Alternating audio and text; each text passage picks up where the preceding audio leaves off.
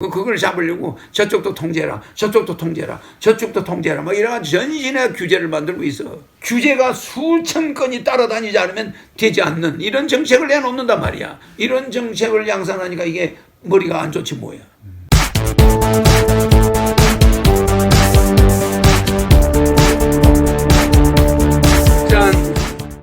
현재 서울을 비롯한 수도권에선 전세 대란이라고 불릴 만큼 전세 공급에 대한 문제가 빚어지고 있습니다. 정부는 7월 말 임대차 3법이라는 것을 시행하는데요. 이는 기존 2년이었던 임대차 기간을 4년으로 연장한 것으로 세입자는 2년간 거주 후 1회에 하나여 계약 갱신 청구권을 통해 계약을 2년 연장할 수 있는 권리를 부여한 것입니다. 1회에 한해서 의무적으로 2년간 계약을 연장해야 한다는 것이 이 정책의 골자이며, 이때 임대료의 상승폭은 최대 연 5%가 넘지 않도록 법으로 지정한 것입니다. 전세 기간이 2년에서 4년으로 늘어나니 전세에 나오는 매물은 적어지고, 또한 연 임대료 5% 상한제를 실시하다 보니 집주인들은 계약할 때에 4년치 전세금을 미리 추가해서 거래를 하게 된 것이 전세값을 상승시키며 전세 매물이 줄어들게 된 원인으로 손꼽히고 있습니다. 허경영 총재님께서는 이번 임대차 보호법으로 인한 전세 대란 상황을 어떻게 보시는지 한 말씀 부탁드리겠습니다. 부동산 대책은 부동산 정책으로 가야지 부동산 대책으로 가서는 안 돼. 부동산은 기본 부동산 원칙이 서 있어야 돼. 네. 그래서 지금 뭐 역대 정권들이, 나는 정부 비난을 안 하는 사람인데, 역대 정권들이 부동산 원칙이 없어. 부동산은 원칙이 있어야 돼. 네. 우리 경제 국가에는 7대 원칙이 있잖아. 첫 번째가 뭡니까? 원칙 있는 정치잖아. 응? 네. 그렇잖아. 그럼 원칙 있는 정치, 양심 있는 쾌락, 노력 있는 재물, 응? 인격이 있는 교육, 네. 그지? 네. 응?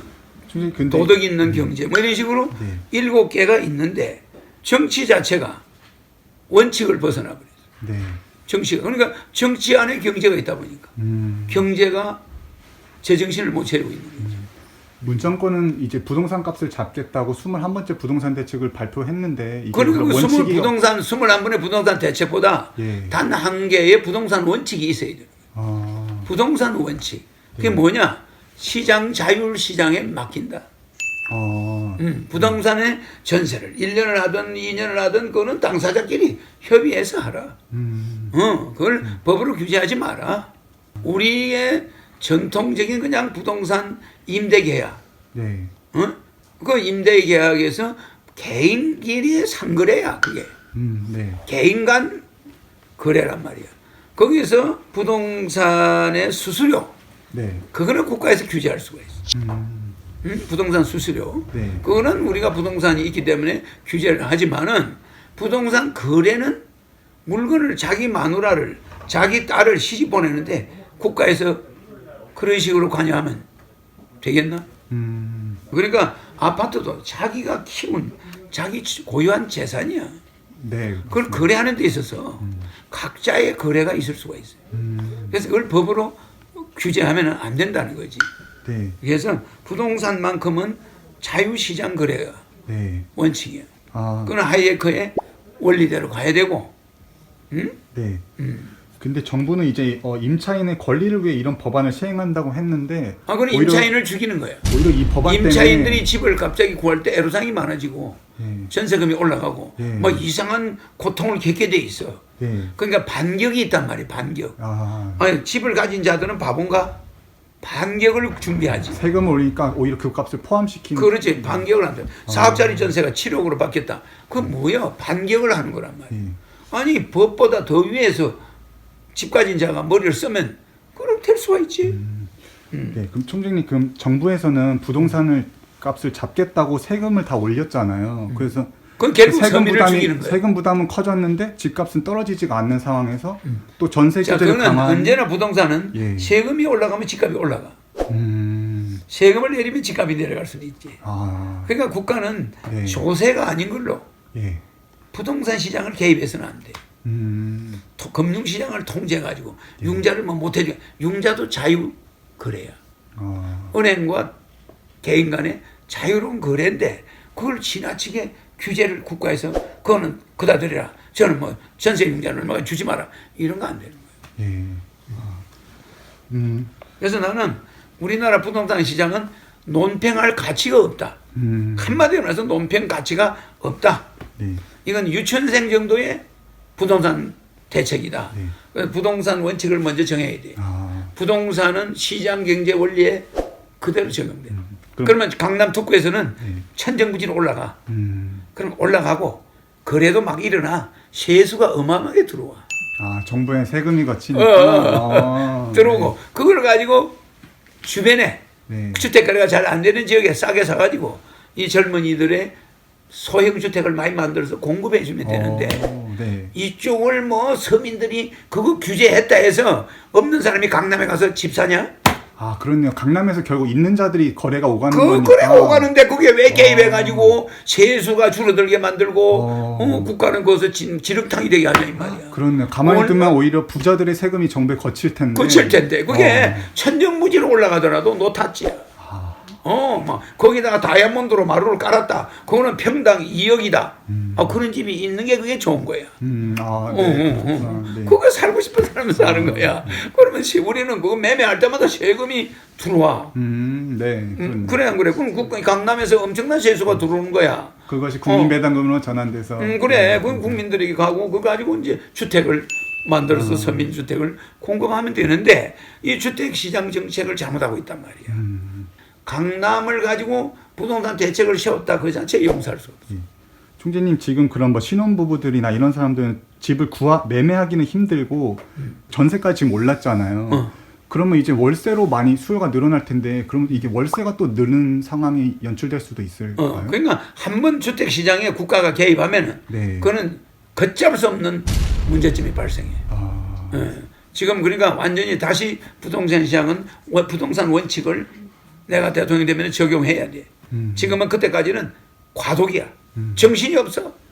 지금 정부는 이 전세 대란에 대해서 이게 추가 대책으로 이걸 막아야 된다. 전세 대란을 누가 만들었어? 정부가 만든 거예요.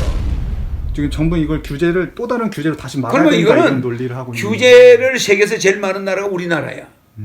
작년 1년간 생긴 규제가 8,000건이야. 8,000건. 그러면 규제 때문에 규제를 위해서 규제를 해. 네. 또 규제를 위해서 또 규제해. 맞습니다. 이 부동산 대책 한번 세워놓고 규제가 노다지 나와 몇십 개가 안 되는 거야. 무슨지 알지? 네. 규제 자체를 많이 풀수록 경제가 살아. 그걸 알아야 돼. 그러니까 하나의 규제를 위해서 1,000가지 규제가 필요해. 아니 나는 이거는 초등학생들도 아니고 도저히 이해를 할 수가 없어. 나는 정부를 비난하는 사람 아니에요. 그러나 그 정책만 놓고 볼 때는 내가 입에서 말이 안 나와. 하나의 부동산 규제를 시작했다면 거기에 대해서 수천 가지의 규제가 뒤따라 올 수밖에 없는. 작년 1년간 8,000건의 규제를 했는데 이 규제 철폐를 많이 할수록 경제가 사는데 이 기업들을 계속 묶어버리니까 안 되는 거예요. 총재님 지금 현재 실물 경제가 안 좋은 상황인데 오히려 주식시장의 코스피는 2,400에 육박하는 상황이에요. 만약 내년에 뭐 제2의 전염병 같은 상황이 덮친다면 불안정한 경제가 순식간에 무너져 내리고 주식시장이 폭락되고 부동산 시장이 붕괴되는 상황이 올 수 있을 거라고 보이는데 총재님께서 이런 투자자들에 대한 앞으로 경고나 그런 메시지를 좀 남겨주실 수 있으실까요? 그러니까 지금은 투자자들이 투자를 결정하기에 상당히 불안한 시점이에요. 투자자들은 전부 투자 자금은 지금 대기한 상태에 있어. 경제도 불확실하지. 네. 또 나라의 급살병은 돌고 있지. 그러니까 이 급살병이 지금 돌고 있기 때문에 앞으로 더 큰 급살병이 올 수가 있어. 그래서 그거는 앞으로 경제는 어떤 경제 전문가도 미래 경제 예측이 불가능하게 돼 있어. 그래서 이걸 불확실성의 시대가 온 거예요. 네? 옛날에는 주가를 계산할 수도 있고 경제 지표를 정할 수가 있었는데 이제는 이게 마이너스로 가다가 급 반등을 할지 이거 확 폭락할지 예측이 불허한 시대에 도달했거든. 저 조랑말이 말이야. 묶어놨던 말이 풀려가 돌아다니는 거하고 비슷해. 그걸 잡으려고 저쪽도 통제해라, 저쪽도 통제해라, 저쪽도 통제해라 막 이래가지고 전신에 규제를 만들고 있어. 맞습니다. 그 말은 그렇다고 잡히나 안 잡혀. 막 달려다니는 거야. 여기저기로 여기 왔다 저 왔다. 그래서 그것은 내가 나타나서 이제 바로 잡는 거예요. 가계대출이 늘어나니까 대출의 규제를 강화하고 부동산 값이 오르니까 부동산에 또 규제를 규제는 정권으로 돈이 몰리면 또 정권 규제가 막 일어나. 또 전세값이 오르니까 정권이 뭐 3억까지 이제 종합소득세 그걸 매기겠다. 그러니까 10억까지 하다가 나는 정권 규제를 풀려고 그래. 1억 미만의 모든 정권 거래는 정권 거래세를 안 받겠다. 나는 정권을 푸는 쪽인데 걔네들은 막 뒤리 묶어가지고 야 3억까지도 양도세 소득세 받아. 옛날에 10억까지인데 그러면 이 국가는 뭐 하고 있어? 가만히 소득이 없는 곳에 가서 소득을 받아가겠다는 거예요. 그럼 주식시장은 활성화돼야 되는데 주식시장에 찬물을 끼얹는 거예요. 우리가 기대하고 있는 건 주식시장에서 자금을 모아야 되거든, 기업인들이. 네. 그래 은행 이자가 안 나가잖아. 그런데 부득이하게 또 주식을 이렇게 통제하면은 은행으로 갈 수밖에 돈을 구하러. 네. 그러니까 금융업계하고 짜고 치고 고스톱이 안에 있다고 볼 수밖에 없는 거지. 항상 가진 자 편에 정책이 몰려다니는 거예요. 오히려 상황을 낮게 해보겠다고 만드는 이런 각종 규제들이 오히려 시장에 안 좋은 영향을 미치고 이 사람들이 만드는 정책은 규제가 수천 건이 따라다니지 않으면 되지 않는 이런 정책을 내놓는단 말이야. 규제가 잘 풀리는 정책을 내놔야 돼. 자, 강남 부동산 앞으로 너가 마음대로 그래. 우리는 양도세만 그두면 돼. 은행 대출 누구 알아서 위험하지 않는 수준 알아서 해. 뭐 그런 걸 정해. 마음대로 해. 전세 계약 누구 마음대로 계약 기간 정해. 이렇게 그러면 사람들끼리 계약을 각자 체결한단 말이야. 네. 그래 부동산에서 우리는 1년 있다 간다. 우리 2년만 하겠다. 그 대신 우리는 언제든지 나가라고 주인이 나가면 나가겠다. 뭐 여러 가지 자동에 이거는 뭐 마음대로 전문가도 헷갈리게끔 이게 뭐 4년을 있을 수 있는 건지 2년 있다 재계하는 집을 팔고 싶어도 못 팔고 이사를 들어가고 싶어도 전세 든 사람이 왕이야. 또 전세 든 사람은 또 폈나? 이게 어떻게 되는 거야 이거? 왜 주인은 전세값을 올려? 뭐 예를 들어서 이 사람들은 하나만 생각해. 그 사람 전세 들은 사람만 생각하는데 그 사람이 전세를 얻을 때를 생각해봐. 맞습니다. 그럼 그 사람이 또 오히려 더 피해를 본다니까. 이런 정책을 양산하니까 이게 머리가 안 좋지 뭐야. 정부의 각종 규제와 대책 때문에 오히려 국민들이 더 삶이 힘들어진 그래서 서울특별시 내에서는 규제가 없어야 돼.